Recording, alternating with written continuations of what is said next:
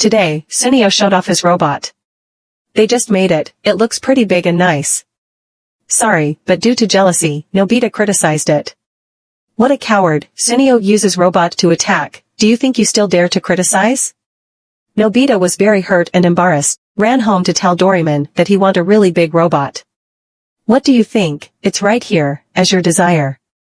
It must be beautiful, its legs must be long, especially it must know how to fight and obey, don't sit around like you. Doraemon has been holding on to this guy for a long time, frustrated, leave somewhere else to cool off. Nobita tried to open the door, seeing that it was surrounded by snow and ice. Not knowing if it was at the North Pole or the South Pole, he flew around, looking for Doraemon. Over there, but it turns out it's not a round. This round looks like a bowling ball too. In the sky at this moment, suddenly, something quite large fell. Nobita doesn't know what it is, either curious to climb up to see, but suddenly make it slide down. The brakes didn't break at all. Finally, rushing straight through the magic door, the ball rolled along. Nobita sent another giant thing to the house. Nobita guessed they were parts used to assemble giant robots. Doraemon just went on vacation unexpectedly. It was so cold, Doraemon turned into ice. Nobita thanked Mon for buying the robot, but he didn't have the money to buy it soon. Where else has another part been sent, surely caused by this green lump? Doraemon thinks it's better to return it to its owner, but Nobita refused until its owner came and returned it, and now let's just assemble it. Doraemon agreed, but now where to assemble? Such a big robot. But Nobita thought, let's go to the mirror world, where no one lives, both safe and convenient. Doraemon took out the fishing mat, then poured the two-dimensional oil into the water, so he could go to the mirror world. As mentioned, there are no people here, only houses and landscapes. Well, feel free to do whatever you want. Yet another component is sent in the evening, when the whole family eats. The ground was barely open and rumbled, making Nobita's mother think there was a small earthquake. The next morning, parts were piled up all over the house. Nobita and Mon avoided start working, slowly bring all the parts down to the mirror world. Nobita's mother walked carelessly, kicked the ball, throwing it into the warehouse. Doraemon and Nobita are now assembling the robot from the body to the head. Very quickly, after they finished this robot, it's so modern. The position of the steering wheel is right in the middle of the body. Mon and Nobita flew inside, currently neither of them know how to control it. Well, I have to take the risk. Nobita was not used to it at first, causing the robot to fall, but soon he was able to control it completely. Doraemon stood behind and chuckled. In fact, just now, the robot was controlled by him by a device bought from the 22nd century, with the function of controlling the robot by brain waves. Nobita ran to Shizuka's house, asked her to see the robot, which is definitely more interesting than Sunio's child, because it can also fly, but seeing the blue lake from above, all three immediately ran down there. Take a shower. Nobita forgot that he couldn't swim, so he wanted to die by drinking water. He switched to swimming with the robot, creating strong waves that pushed Shizuka and Mon ashore. The robot's alloy, Doraemon, I've never seen before. Nobita wants to name it. How about calling it Santa? Mon finds this name suitable. On the other side of the North Pole, there is a girl looking for a blue-green lump. A bear suddenly attacked at this moment, but it was absolutely no match for her. Nobita controls the robot, jumping very smoothly, skillfully like a sports athlete. The gravity in the cockpit does not change. So even if they roll around, they won't feel dizzy. Nobita gave Shizuka a test drive. It's also very simple. Just think about what you want to do. Robots that dance smooth ballet are scary. Shizuka tried pressing the red button. Nobita says it doesn't work at all. But in reality, it will cause the robot to shoot a beam of energy that cuts the whole skyscraper in half, causing it to collapse completely, creating an extremely terrible scene. Damn, fortunately, there's no one in the mirror world. And in the real world it would be a great disaster. Doraemon started to feel that something was wrong. This robot is too dangerous, not simply to be used as a toy. Today, Nobita was kept in class by the teacher, forced to copy the lesson and then returned home.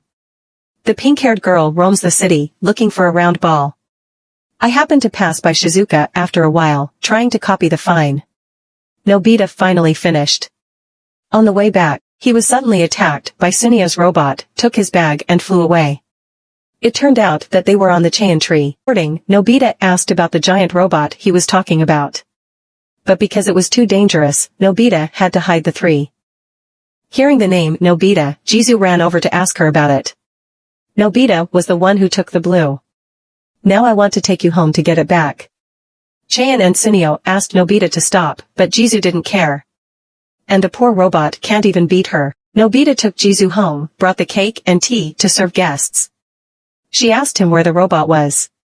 Nobita says he doesn't know anything, he wants to hide it. But after hiding it for a while, it was revealed. Jizu says it's his robot. Hearing that, Nobita had to give it back, leading her to the mirror world. Jizu can fly without any equipment, which surprises Nobita. Jizu calls the robot Cairo. In fact, the blue is its brain, allowing it to function independently. But Mon and Nobita didn't say it in.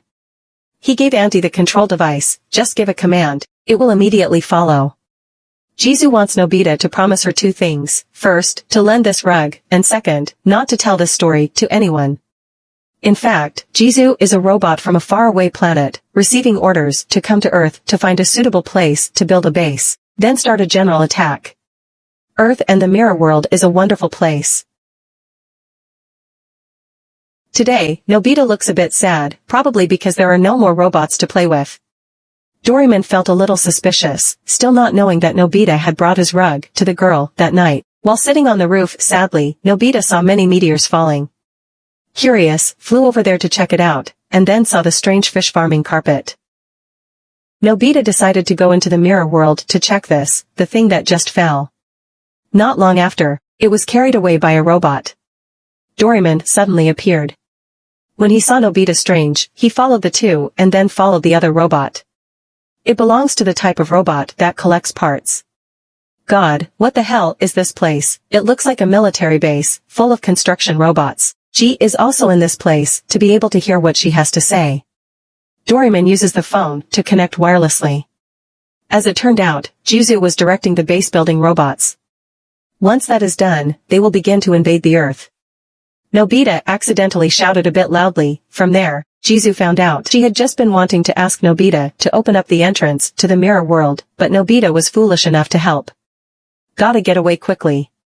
The two are chased by numerous battle robots, firing torrential energy beams. Doraemon pulled out his air cannon to rescue Nobita, then continued to run away from Jizu and the giant robot's relentless pursuit.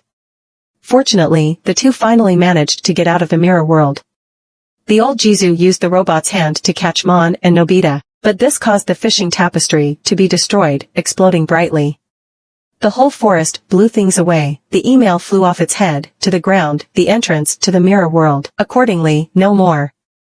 This is something to be happy about, the robot legion will be stuck in it forever. Another new day begins. Nobita's mother carries a broom with a blue-green broom, because it keeps beeping, making her unable to sleep. Doraemon placed the transliterated bread on its head. That way you can understand what it says. He told it, give up the idea of conquering the Earth. All of your accomplices are locked in the mirror world. The round sneer said that the legion of Iron Men on the planet Megatobi was very powerful. Even if there were no bases, it was possible to invade the Earth as easily as the back of a hand. Mon and Nobita panicked and went to report this to their mother, but mother thought that both were affected after reading the manga for more than 180 minutes. Calling the police didn't help either, because no one would go looking for a kid all the way. Really, just had to go and tell Sunio and Cheyenne. Suddenly, instead of not believing, they believed passionately. I'm so happy to do it, I'm happy, but there's nothing to do with 4 people. Sunio thought, knowing I won 100 battles, now it's better to interrogate the Chi department by questioning the Green department.